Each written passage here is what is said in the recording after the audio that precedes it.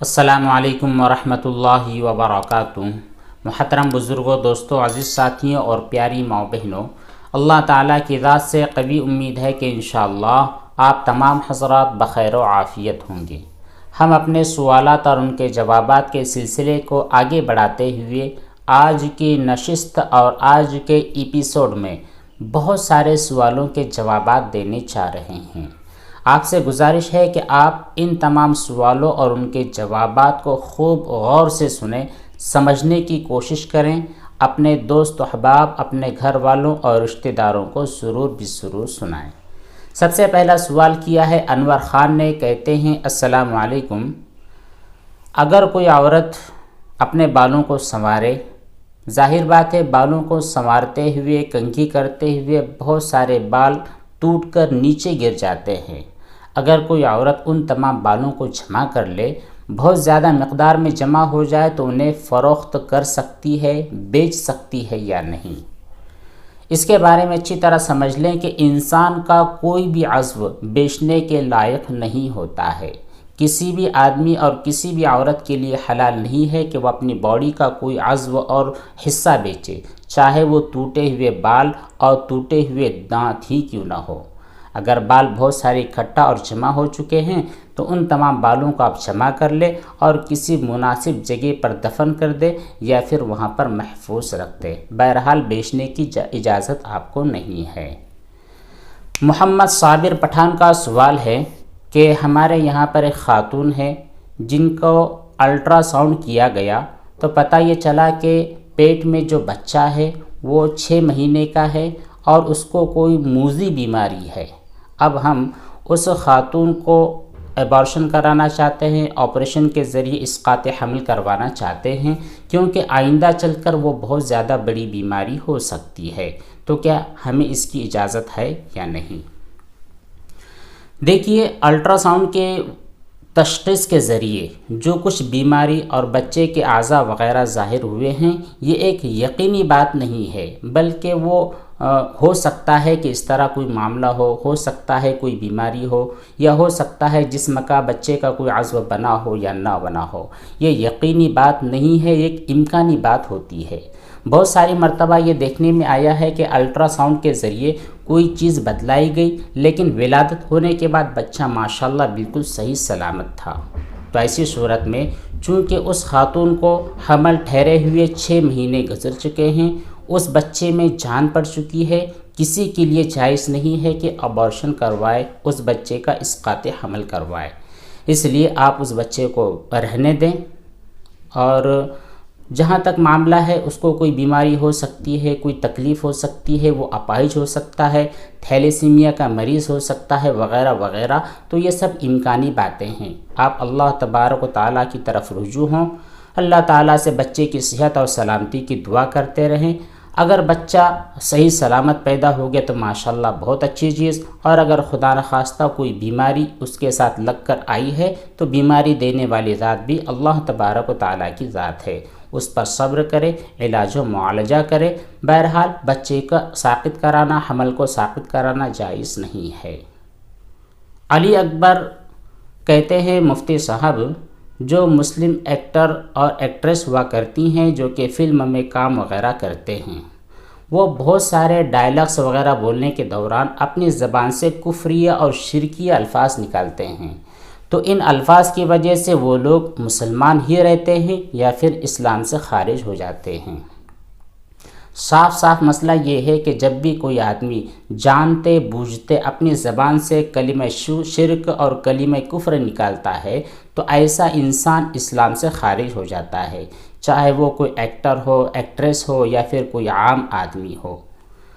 اگلا سوال کیا ہے عظیم معین نے، السلام علیکم مفتی صاحب، اگر کوئی کفریہ بات سوچ لی ہے یا پھر دل میں کوئی ایسا خیال پیدا آیا ہے جس کی وجہ سے کفر اور شرک کے حالات پیش آ سکتے ہیں، لیکن ایسے الفاظ کے آنے کے بعد ہم فوراً اپنے دل میں اللہ تبارک و تعالیٰ کے خوف اور ڈر والی اور دین کی کوئی بات سوچنے لگے تو کیا اس دوران آدمی ایمان سے باہر ہو جاتا ہے؟ جی نہیں، یہ تو عین ایمان کی علامت ہے۔ جہاں تک وسوسے، وہم و گمان، خیالات، تو یہ شیطان آپ کے دل میں ڈالتا رہتا ہے۔ انسان کے لیے ضروری ہے کہ ایسے خیالات آنے کے بعد لا حول ولا قوت الا باللہ العلی العظیم کا ورد کرے، اپنے ذہن کو اللہ تعالیٰ کی طرف موڑ دے، اس کے وحدانیت کا یقین دل میں جمائے رکھے اور کوئی بھی نیک کام کے اندر اپنے آپ کو مشغول کر دے۔ اس کی وجہ سے کوئی بھی انسان ایمان سے خارج نہیں ہوتا ہے۔ اگلا ایک سوال ہے، اگر کسی انسان نے روزہ رکھا ہے اور پھر اچانک اس کو اس طرح کا وسوسہ اور خیال پیدا ہوا کہ تو نے روزہ تو توڑ دیا ہے، ایسے وسوسے کے آنے کی وجہ سے ہمارا روزہ ٹوٹ جاتا ہے؟ یا یہ کہ اس طرح کا وسوسہ پیدا ہوتا ہے کہ میں نے روزہ توڑنے کی نیت کر لی ہے، تو کیا صرف روزہ توڑنے کی نیت ہونے کی وجہ سے ہمارا روزہ فاسد ہوتا ہے یا پھر نہیں ہوتا؟ دیکھیے، روزہ اس وقت ٹوٹتا ہے جب آپ ان 3 کاموں میں سے کوئی ایک کام کرو گے۔ پہلا کام کھانا، دوسرا کام پینا اور بیوی کے ساتھ ہم بستری کرنا۔ جب تک یہ 3 کام کسی نے نہیں کیے ہیں، جانتے بوجھتے روزہ یاد رہتے ہوئے اگر ان 3 کاموں کو کر لیا جائے تو پھر روزہ فاسد ہوتا ہے۔ صرف آپ نے نیت کی ہے، میں روزہ توڑنے کی نیت کرتا ہوں، میں روزہ کھولنے کی نیت کرتا ہوں، یا یہ کہ اسی طرح کا کوئی ڈاؤٹ اور شک آپ کے دل میں پیدا ہو گیا، تو صرف خیال، وہم اور وسوسے کی وجہ سے آپ کا روزہ فاسد نہیں ہوتا ہے۔ سعد خان سوال کرتے ہیں، جی اگر ہاتھ پر منی لگ جاتی ہے اور ہم نے اس منی کو ایک مرتبہ صابن سے اچھی طرح دھو لیا ہے، اس کے بعد 2 مرتبہ صرف پانی سے دھویا ہے، تو ہمارے ہاتھ پاک ہوں گے یا نہیں؟ جی آپ کے ہاتھ بالکل پاک ہو جائیں گے۔ جب بھی نجاست آپ کے ہاتھوں سے زائل ہو گئی، ختم ہو گئی، آپ کے ہاتھ بلا شبہ پاک ہو گئے۔ باقاعدہ صابن سے 3 مرتبہ دھونا یہ ضروری نہیں ہے۔ اگلی بات کہتے ہیں، اور اگر ہاتھ دھوتے وقت صابن پر منی لگ جائے تو کیا صابن ناپاک ہو جاتی ہے؟ پھر دوبارہ ہم اس صابن سے اپنے ہاتھوں کو دھو سکتے ہیں؟ جی بالکل دھو سکتے ہیں۔ اگر نجاست آپ کی صابن پر لگ گئی ہے تو اس کو ہاتھ میں پکڑ لے، اس پر پانی ڈال دیں۔ پانی ڈالنے کی وجہ سے وہ نجاست دھل جائے گی، تو پھر آپ کی صابن بھی پاک ہو جائے گی۔ دوسری تیسری مرتبہ آپ اس کو یوز میں لے سکتے ہیں، کپڑے وغیرہ دھو سکتے ہیں، غسل کر سکتے ہیں، کوئی حرج نہیں ہے۔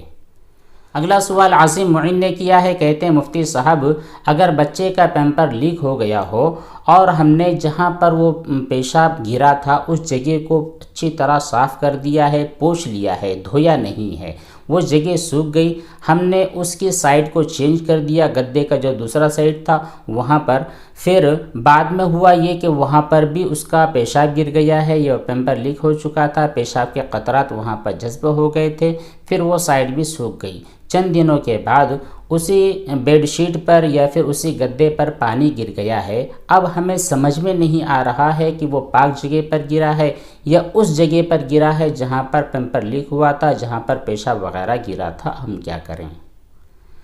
دیکھیے، اس طرح کی غفلت نہیں کرنی چاہیے۔ جس وقت جگہ ناپاک ہو چکی ہے، بستر اور بیڈ شیٹ وغیرہ ناپاک ہو چکی ہے، تو اس کو دھو لینا ضروری تھا۔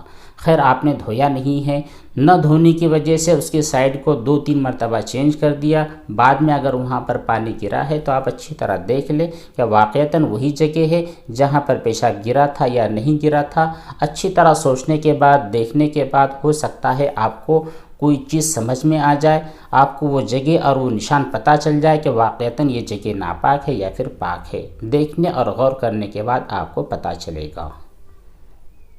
اگلا سوال کیا ہے انر پیس نے، کہتے ہیں السلام علیکم، اگر کوئی فیمیل پینٹ شرٹ وغیرہ پہنتی ہے اور وہ صرف اپنے گھر میں ہی پہنتی ہے، اس کے پیرنٹس اس کو منع کرتے ہیں مگر پھر بھی وہ ایسے کپڑے پہنتی ہے، تو کیا وہ گنہگار ہوگی صرف گھر میں پہننے کی وجہ سے بھی؟ دیکھیے، خواتین کے لیے ضروری ہے کہ وہ ایسے کپڑے پہنیں جو ان کی شایان شان ہو، جن سے ان کا پردہ اچھی طرح ہو سکے، ان کے تمام جسم کے جتنے بھی اعضاء ہیں اچھی طرح ڈھک جائے۔ یہ جو جینس ہوتی ہے، ٹی شرٹ ہوتا ہے، پینٹ شرٹ ہوتی ہے، ایک تو یہ مردوں کے لباس ہوتے ہیں۔ عورتوں کے لیے مردوں کے لباس کا استعمال کرنا ویسے بھی ناجائز اور حرام ہے، چاہے گھر میں کرے یا گھر کے باہر۔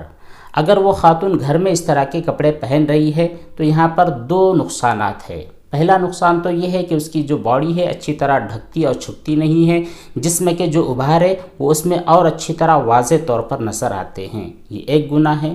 دوسرا گناہ یہ ہے کہ اس نے مردوں کی مشابہت اختیار کی ہے، تو مردوں کی مشابہت اختیار کرنے کی وجہ سے بھی گناہ ہوتا ہے۔ اس لیے کسی بھی خاتون کے لیے جائز نہیں ہے کہ وہ مردوں کا لباس پہنے، اور نہ ہی کسی مرد کے لیے جائز ہے کہ وہ عورتوں کا لباس پہنے۔ اگلا سوال کیا ہے ناہید غزالہ نے، کہتی یہ ہیں کہ سب سے پہلے 100 ایپیسوڈ کے مکمل ہونے کے لیے بہت بہت مبارک ہو۔ آپ ایسے ہی ویڈیوز بنائیں اور ہماری تکلیف اور مسائل کو دور کریں۔ جزاکم اللہ خیرن کثیرہ، آپ نے دعاؤں سے نوازا ہے۔ اللہ تعالیٰ سے دعا ہے کہ آپ کی دعا کو قبول فرمائے اور ہمارا یہ جو مسائل کو بتلانے کا سلسلہ چل رہا ہے خیر اور عافیت کے ساتھ تعمر جاری و ساری رکھنے کی توفیق بخشے۔ سوال ان کا یہ ہے کہ مفتی صاحب سویابین چنکس جو ہوتے ہیں انہیں کھانا کیسا ہے؟ دیکھیے سویابین کے جتنے بھی پروڈکٹس ہوتے ہیں ان تمام کا کھانا حلال ہے، کیونکہ اس میں تحقیق سے پتہ چلا ہے کہ کوئی نجاست وغیرہ نہیں ملی ہوتی۔ اگر آپ کے یہاں پر کوئی نجاست ملی ہے اور آپ کو یقین ہے تب کھانا اس کا منع ہوتا ہے۔ جو کمپنی کے پروڈکٹس پیکنگ میں ہوتے ہیں جیسے چپس وغیرہ ہیں، اسی طرح سویا کے جتنی بھی چیزیں بنائی جاتی ہیں 5 اور 10 روپے کے پیکٹ سے ملتے ہیں، وہ بھی آپ کھا سکتے ہیں، بچوں کو کھلا سکتے ہیں، حرام نہیں ہے۔ البتہ صحت کے لیے چیزیں فائدہ مند عام طور پر ہوتی نہیں ہے، اس لیے بچنا زیادہ اولیٰ اور افضل ہے۔